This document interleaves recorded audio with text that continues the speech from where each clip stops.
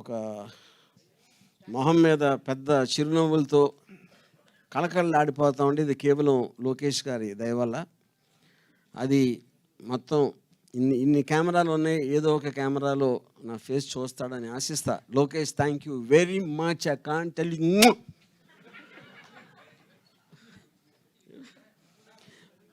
ఇప్పుడు ఎందుకు చేస్తున్నానంటే అది యాక్చువల్గా నాకు ఒక విధంగా నవ్వాలి ఆడవాళ్ళ తెలియట్లేదు. ఎందుకంటే దాని క్వశ్చన్ ఇప్పుడు ఓకే, మేము ఎప్పుడో నేను కిరణ్ గారు పర్టికులర్ టైంలో రిలీజ్ చేద్దాం అనుకున్నాం సినిమా.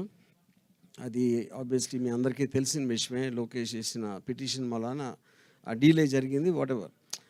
కానీ ఇప్పుడు మేము ఎంత హ్యాపీ అంటే, ఎందుకంటే లోకేష్ ఎంత తెలివంటే తన వ్యూహం పన్ని సినిమా ఆపేద్దాం అంటే ఆపటం అనేది ఎవరు దేన్ని చేయలేరు. ఇప్పుడు డీలే చేయగలుగుతారు. ఏ సినిమాని ఇంతవరకు ప్రపంచ చరిత్రలో ఎప్పుడు డీలే చేస్తారు కానీ ఆపటం అనేది జరగదు.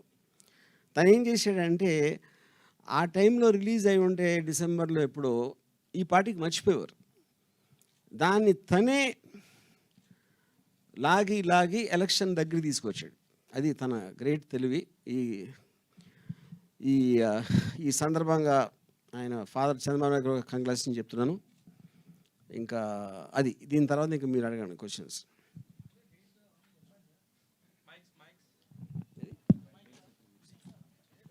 డేట్స్ ఇంత పెద్ద పోస్టర్ పెట్టి అంత చేస్తే ఓకే.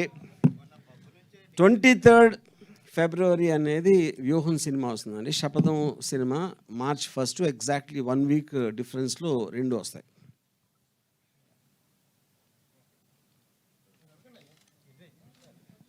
సార్ ఇప్పుడు వ్యూహం సినిమా రిలీజ్ అయ్యి సక్సెస్ఫుల్గా 2వ వారం రన్ అవుతున్న టైంలో శపథం వస్తే రెండు దెబ్బతింటాయి కదా.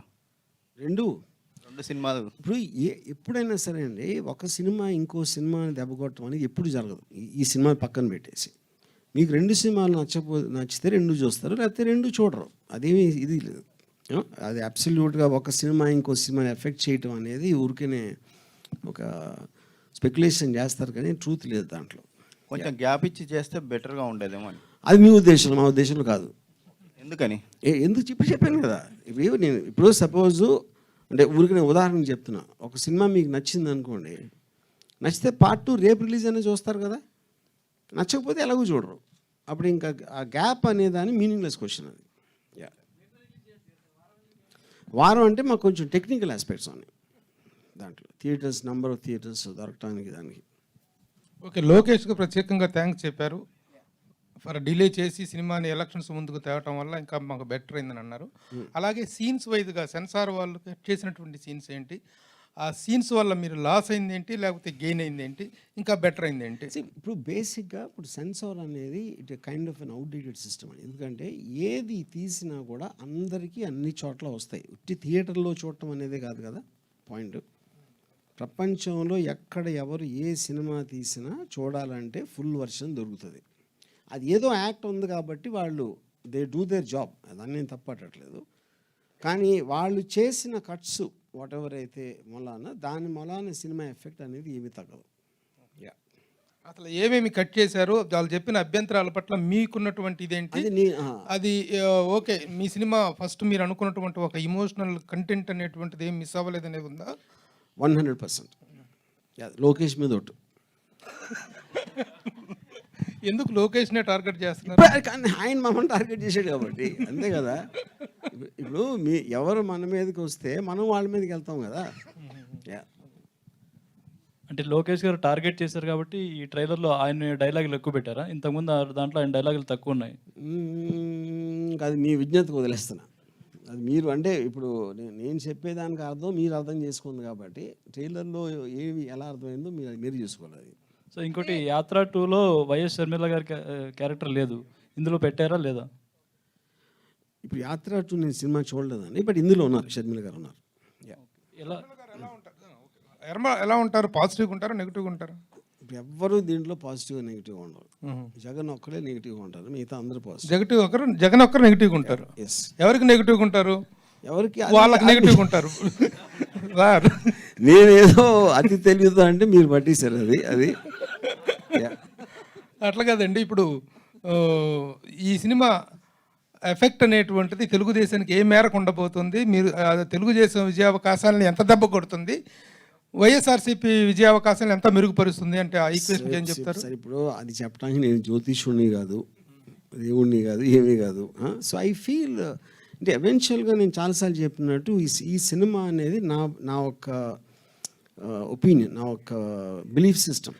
అంటే మన అందరికీ ఒక పబ్లిక్స్ డొమైన్లో ఉండే కొంతమంది ఫేమస్ పర్సనాలిటీస్ వాళ్ళు మనకి ఏమైతే తెలుసో దాని మీద నా interpretation, true incidents, true characters మీద. సో దీని ఎఫెక్ట్ ఎవరి మీద ఉంటుంది అనేది ఇంపాసిబుల్, అంటే నేను గేజ్ చేయలేను. గతంలో ఎవరు చేశారంటే నాకు ఒక అద్భుతమైనటువంటి అపురూపమైనటువంటి ప్రపంచ ప్రఖ్యాతిగాంచిన వ్యక్తి నాకు సెన్సార్ విషయంలో చేశారు, దావూద్ ఇబ్రహీం హెల్ప్ చేశాడన్నారు. ఇప్పుడు ఎవరు చేశారు సార్? ఇది స్వర్గీయ ఎన్టీఆర్ గారు చేశారు. ఎస్, ఆర్జీవి గారు క్యారెక్టర్కి సూట్ అయ్యే వాళ్ళని తీసుకుంటారు, కానీ ఇందులో ఒక క్యారెక్టర్ అంటే వైఎస్ భారతి గారి క్యారెక్టర్కి సంబంధించి యాత్ర 2లో ఉన్న ఆమె కొంచెం బాగా పర్ఫెక్ట్ అయ్యారని ఆ సినిమా చూసిన వాళ్ళందరూ అన్నారు. మీరు ఆమెను మిస్ అయ్యారనే ఫీలింగ్ మీకు కలిగిందా?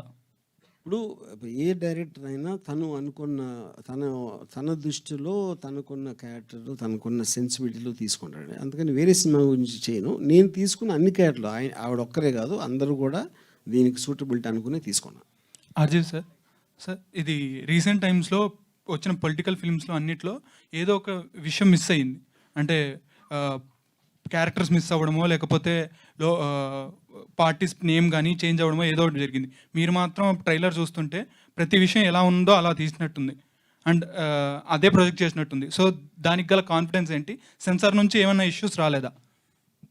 అంటే ఇప్పుడు సెన్సార్ ఏం చెప్పింది, మేము చేసాం అనేది అది ఇప్పుడు అనవసరం అండి, ఎందుకంటే అది అయిపోయింది.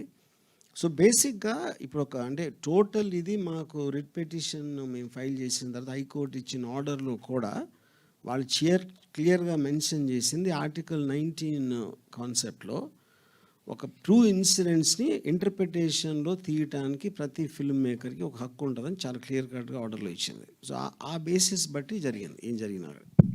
రాము గారు, ఒక క్వశ్చన్ అండి. 2 సినిమాలకి సంబంధించిన షూట్ ఒకేసారి చేశారు కదా, ఇప్పుడు ప్రస్తుతం కథ కూడా అందరికీ తెలిసిన కథ లాంటిది అనిపిస్తుంది ట్రైలర్ చూస్తే. మీరు ఏం తీశారని మాకు తెలియదు. సో ఇది లీనియర్ స్క్రీన్ ప్లేలో వెళ్తుందా, నాన్ లీనియర్లో అటు ఇటు అవుతుందా? I mean more or less linear అండి, బట్ సమ్ పార్ట్స్ ఉన్నాయి, చాలా చిన్న పార్ట్స్ నాన్ లీనియర్ ఉన్నాయి. కిరణ్ కుమార్ సార్, ఒకేసారి 2 వారం తర్వాత వారం రిలీజ్ చేస్తున్నారు కదా, ఇది థియేటర్స్లో ఎన్ని థియేటర్స్ మ్యాక్సిమం వేద్దాం అనుకుంటున్నారు? ఆంధ్ర తెలంగాణ కలిపి ఆల్మోస్ట్ 500+ థియేటర్స్ చేద్దామని ఆలోచన. ఇది 2 మూవీస్ కంటిన్యూటీ. అంటే ఇక్కడ వ్యూహం సినిమా ఒకవేళ హిట్ అయ్యి సెకండ్ వీక్ కూడా కంటిన్యూ అయితే అప్పుడు సపదానికి 100% పెద్ద హిట్ అవుతుంది. అప్పుడు సపదానికి థియేటర్లు తగ్గుతాయి కదా. కంటిన్యూస్గా ఆంధ్ర